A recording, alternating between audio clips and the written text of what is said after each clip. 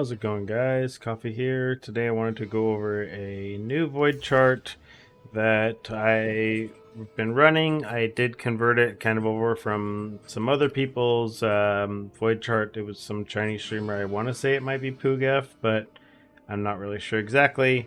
But pretty much the strategy is based around the setup where you are able to activate the nodes of non-gameplay talent constellations, so you don't have to actually connect things here. So you're able to just basically take all of the good nodes from all of these over here. This does allow you to do a bit of a boss rushing strategy and kind of get a lot of bubblegum currency while getting a lot of extra bosses as well.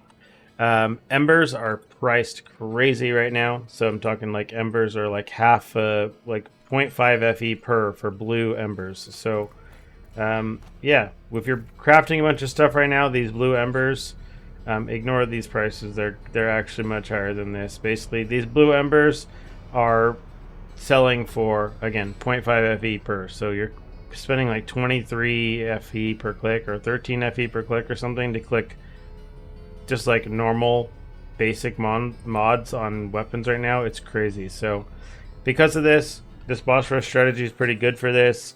You do have a chance of getting beacon or an embers. If you do have an ember pet, run it. If you don't, then don't. It's whatever. But what this does give is this does give you a lot of bosses or chances at bosses. So you're getting a ton of beacons. You're getting a ton of embers. And that's pretty much it. I added Sandlord into this as well, just because I have a Sandlord city that I'm building up. Sandlord seems like it is still giving a decent amount of money. The belts themselves are still really, really expensive. I know the you can't really see here because the descriptions are all jacked, but if you actually look at the core talents here, these belts are still really, really expensive, right? These are rally belts here. These are 500 FE a piece. So belts are still really, really profitable. Or still selling for a ton. So obviously putting any points into Sandlord and maintaining your Sandlord city is worth doing. Or your Oasis, rather. So I added that. If you don't want to go Sandlord and you don't care about Sandlord, you can just put the points into these right here. These Negligent Eterna, these Blade of Eternal's Obsessions. These actually count as bosses as well. And then you can also put the points into here into bosses will drop one set of snowpaper fragments. This is also pretty good because again the sets of snowpaper fragments, these are selling at whatever certain price. I think they're like I don't know, 0.05 or something. So it's like they're like 20 to 1 FE. Which isn't the worst, but so it's a little bit of something, but they're not priced crazy, so that's why I was like, I don't really care if I remove them. The majority of the money you're getting, again, is coming from beacons, it's coming from compasses, it's coming from a few other sources, so yeah, these are kind of the points you want to grab here. Yeah, you're running this with no compasses, but I guess we should probably be taking this as well. I guess, I don't know. It's such a minor thing. If you have the points, you can take it. If you don't, you don't have to. But we also have these points over here in priceless gear. You're getting not very much gear, but I mean, I figure put the 5 points in here. There's always a chance, right? It only takes like one piece of priceless gear that isn't bad for it to give you quite significant loot. Same thing over here. I put 1 point into these lava sea beacons. It could go into the compass tree or something instead, but that's completely up to you. The other thing, basically, that you are focusing is Goddess of Hunting here, and then just give you basically hunting loot, more bosses, duplicated bosses, things like that. And then for your profound talent constellations, if you only have 2, just take this first one. And if you have all 4 of them, then take the second one here. That gives you 25% chance for 4 additional random bosses to appear on the stage. It's really good. Let's go ahead and I'll go ahead and showcase what a map looks like for this.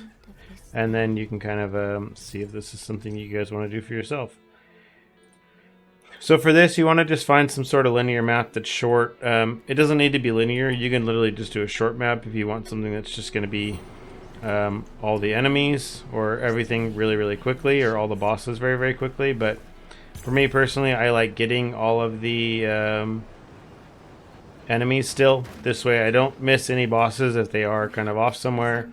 And I like having a map that is good for me, for the League mechanic. So because of the fact that I got lucky with kind of my pulls for the pet, she's the first and only level 6 pack spirit pet I have, so that's helpful. It does make it to where I don't want to miss City, because I don't want to miss the League mechanic because it's pretty nice. So that's kind of what I've been doing here. So I add this in. This isn't really the biggest amount of money or anything in the run, but I do know that obviously the League mechanic has its benefits, so I'm still leveling it up and still running it because obviously it's the League mechanic. So the longest parts of this, if you did want to like boss rush to the max and just do just bossing, you would ignore League mechanic, you would ignore Sandlord. I don't know, maybe you wouldn't ignore Sandlord, it doesn't take that long, it's like 5 seconds or something, but you would probably ignore the League mechanic because I think it's what, 45 seconds to a minute every single time, and then that would be fine. But I feel like killing these rares isn't even necessarily worth it, given they don't really drop that much loot with the minus additional loot that you have, but it's better than nothing. And then yeah, once things are dead, you just kind of do them. You get these chests that come from this that you can get, and then there are also some, basically, again, you just have a decent chance at beacons, you have a decent chance at the embers and other things like that. So this is kind of what we've been running. I know most people are running a strat similar to this. This seems to be the most prevalent strategy that people are running, or that people are finding the most success with. Part of it might just be the fact that the ember prices are so crazy that this boss rush strategy just kind of makes the most sense because of that. So yeah, if this is something you're interested, go ahead, give it a shot. Highly recommend it. If you are someone who doesn't want to waste money on winding keys, because those are also like half an FE per right now, if you actually use one of the little level up token things, whatever, the instant level up tokens, for those that are willing to spend money on this game and spend $5 worth of primo or whatever, you can actually get yourself to when you level up one of those new characters instantly, it makes them a level 86, and it'll have like all the NetherRealm quests completed, other than I think Traveler, which means they have 100 winding keys already unlocked as well. So call it pay to win or whatever you want, I guess. But if you really are just stubborn like I am, where I just like refuse to spend that money on winding keys, it just like it just too much. So if you're like that and you don't want to do it, then yeah, don't. Just level up another character if you know you're going to play a second character this league anyways. Just go and make them earlier now, even if you don't intend on using them anytime soon. So I did that for an Erica too. She will get made at some point. I'm going to try to push this character to Profound and stuff first, but we'll take it when we get there.